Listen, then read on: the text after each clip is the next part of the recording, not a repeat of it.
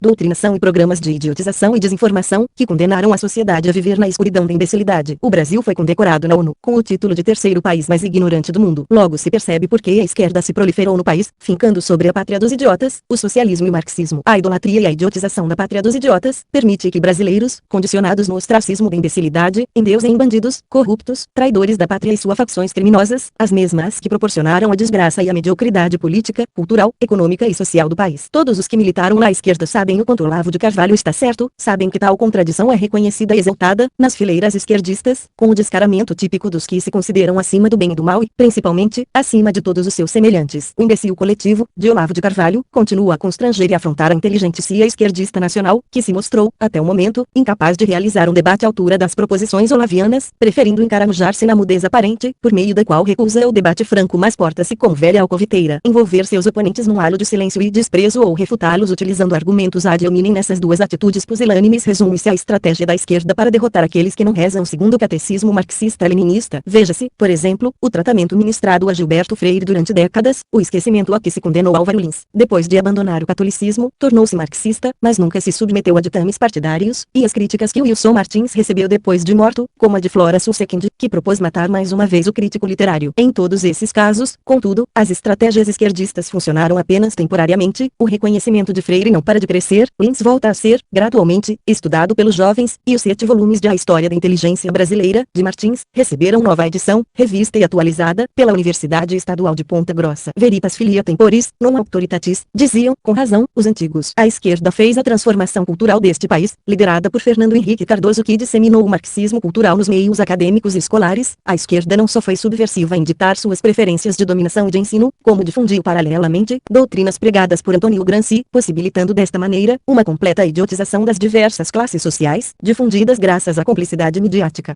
Influencia que muitas vezes condiciona as mentes incapazes de elaborar juízos críticos, sempre prontas a aderir aos modismos. O acordo tácito por meio do qual concentra-se obsessivamente a discussão em certas correntes de ideias, serve para bloquear o público, em ter o acesso às outras correntes de informação. Acordo, aliás, que é um método elegante de censura prévia, que dá ao mais tirânico dirigismo mental, a aparência de uma discussão democrática. Expõe-se, a partir desta análise das ideias, a existência dessa nova elite dominante no mundo, insatisfeita em apenas uniformizar o pensamento e disposta a reinventar o mundo à sua imagem e semelhança, a quem doer, o que podemos chamar de engenharia social. Hordas de filhinhos de papai, desnudam cada perniciosa moda transmitida como se representasse um valor universal, cada erro de avaliação é referendado pela mídia como filho do brilhantismo, da genialidade. Vira no avesso a lógica deformada que rege os intelectuais tupiniquins, apresentando-a na sua faceta mórbida por meio de uma tese inovadora, a classe cujo único referencial é a mudança política que suportou a ditadura militar, desprezando a criação de novas formulações, todas entregue à confusão existencial, à perda completa do sentido da vida, justificando todas as medidas desesperadas, todas as loucuras.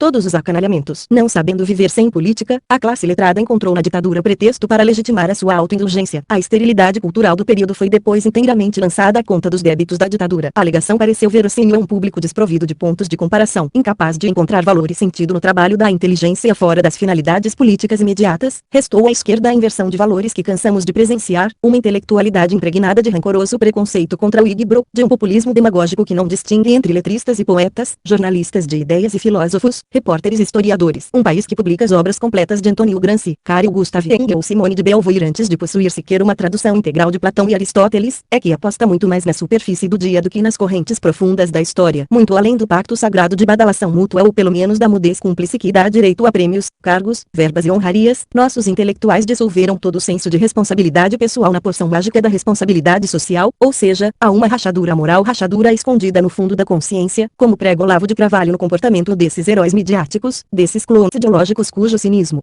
é cultuado como um gesto revolucionário. Há na alma de cada um desses homens uma parte que não se compromete com o patos moralizador exibido em público, uma parte que olha tudo isso com frieza e ironia, e que desmente, por dentro, a convicção enfática dos gestos e palavras. Essa parte é a sua consciência crítica, que, formada numa tradição de materialismo histórico e relativismo sociológico, não pode levar integralmente a sério os valores morais. A mente revolucionária torna-se um nada se abdicar dessa arrogância, dessa fissura ética, da qual se lembra apenas quando o malefício vem bater a porta. Um dos melhores exemplos da quinta essência da mente revolucionária é o brado de Nikolai Bukharin, Bukharin, comemorando o terror stalinista. Existe algo de grandioso e ousado na ideia de um expurgo geral, ele dizia, febril, sedento de sangue. Logo depois, preso pelo monstro que ajudara a criar, escreve um bilhete a Stalin, Cuba, porque precisa que eu morra. É curioso que tal pergunta não lhe tenha surgido quando celebrava as mortes ordenadas pelo colega de partido. Mas assim se comporta a esquerda, os valores morais são úteis somente para salvar a própria pele. Mentalidade amoral, esquematismo de pensamento, nacionalismo tacanho. O acertado diagnóstico de Olavo comprova que só poderíamos desembocar, necessariamente, no vazio metafísico. Um povo, para ter independência mental, não precisa ter nenhum novíssimo e extravagante esquema de percepção sacramentado pela moda filosófica europeia e norte-americana. Precisa apenas ter a coragem de raciocinar. O imbecil coletivo não é apenas a soma de um certo número de imbecis individuais. É, ao contrário, uma coletividade de pessoas de inteligência normal ou mesmo superior, que se reúnem com a finalidade precípua de imbecilizar-se umas às outras e obtêm nisto um razoável sucesso. Décadas de governo esquerdista infligem ônus avassalador à cultura que extremam sempre com as tentativas de controle ideológico. A inversão de valores se tornou cultura e a ignorância é idolatrada como o melhor dos exemplos a se seguir. O povo foi condenado a um sistema que serve à própria alienação social, política e econômica. Iludidos por promessas, demagogias, discursos imbecis e propagandas enganosas, o brasileiro se acostumou a ser idiota e submissos diante da própria ignorância. Muitos não têm coragem de reagir, não por serem totalmente covardes, mas sim por não saberem pelo que vão reagir. A ignorância os empurra para a submissão. O socialismo e principalmente seus dirigentes, encontraram no Brasil o ambiente ideal para disseminarem o socialismo, o marxismo e manter o controle sobre os ignorantes, ou seriam, os idiotas úteis. O povo está muito mais preocupado com o resultado de uma partida de futebol, ou com a fantasia que irá vestir no carnaval, do que com o que está acontecendo ao seu redor na política. O povo não tem a consciência de que tudo o que acontece na política, terá uma consequência em sua vida social e econômica, bem como com relação aos seus direitos civis de votar, se expressar ou viver. Programas de televisão que serviriam como entretenimento, servem na verdade como idealizadores de imbecilidades, difundindo a anticultura e o lixo cultural. Baboseira na TV prendem mais atenção do povo idiotizado, do que programas educacionais, políticos ou que englobam cultura, história e ciências. Novelas mostram um mundo onde nenhum personagem trabalha ou luta pela vida. Todos passam o maior tempo das narrativas noveleiras, dando golpes, traindo, mentindo, enganando e roubando. Não há bons exemplos a serem seguidos. Isso é um processo de degradação social que pune explicitamente a sociedade. O grancismo existe no país há décadas, mas foi de 1995 para cá que a doutrina foi mais empregada pela esquerda marxista. O povo idiotizado foi levado por mentiras, farsas e engodos e não soube reagir. Esse é o resultado final que proporciona a alienação e o controle da sociedade. A engenharia social não só manipula a sociedade mentalmente, como também espiritualmente. É um processo que infiltra a anticultura, a degradação social, cultural e familiar, sem que a sociedade perceba a manipulação. A página politicamente irada é um bom exemplo do que acontece com a sociedade de abestados ignorantes. Há anos estamos postando e editando matérias comprovadas, onde há diversas provas anechadas e mesmo assim, muitos se resumem a não ler, a criticar gratuitamente e a fazer pilhéria sobre o assunto. Esse tipo de gente, que chamamos de idiotas úteis, são aqueles que fazem justamente o que o sistema prega. A ignorância e a desinformação, a preguiça de ler e de pesquisar é que mantém esta sociedade neste mundo de trevas e de ignorância. Há anos que comprovamos a cumplicidade do PT e do PSDB, como responsáveis pelo caos econômico, social, cultural e político do país. Que FHC é um traidor comunista e de que Lula é apenas seu coadjuvante nesta grande empreitada comunista. Mas o povo imbecil, iludidos por demagogias baratas, promessas e políticas econômicas que trouxeram estabilidade econômica ao país e outras políticas de cunho paternalistas, como as bolsas disso e daquilo, simplesmente ignoram as outras farsas promovidas pela esquerda alimentada e financiada por FHC. Esquecem e não sabem, por exemplo, que o socialismo foi o modelo de poder adotado no país pelo comunista FHC, que foi o PSDB quem fez a reforma marxista e disseminou a revolução marxista cultural, que foi o PSDB que desarmou a população para manter o povo indefeso a uma possível guerra social, que foi o PSDB, o partido que criou os PNDHS, os projetos de direitos humanos que confiscam bens e propriedades, que aprova o aborto, a desmilitarização, a renda igualitária, o aborto, o racismo, o conflito social e a comunização do país. O PT apenas reeditou os mesmos projetos e os colocou em prática. O povo é alienado, defende traidores e golpista, iludidos por demagogias, planos econômicos e políticas sociais. Muitos nem se prestam a pesquisar, preferem se manter idiotas e corromper os demais com sua ignorância. O imbecil coletivo permite que idiotas, usados pelo sistema, endeusem FHC, Lula, Dilma, Sarney e outros golpistas. Aqui na página se postamos algo contra o PT todo mundo compartilha, comenta, curte. Mas se colocar um post do PSDB, nem se preocupam em ler. Apenas xingam, fazem pilhérias e nos chamam de petistas. Nem se preocupam em pesquisar, ver o trabalho da página, que não só ataca o PT e o PSDB, como ataca toda a esquerda traidora e golpista. Simplesmente olham o post ou a foto, e se for contra o PSDB nem ousam ler. É como se tivéssemos lhes ofendido a honra. É com esse povinho burro, que o Brasil caminha para um regime socialista com a porta aberta para o comunismo. Não será culpa da esquerda, se o Brasil se transformar em um país comunista. Essa culpa será do povo alienado, despreocupado com o país e com os golpes que vêm sendo aplicados sobre a democracia.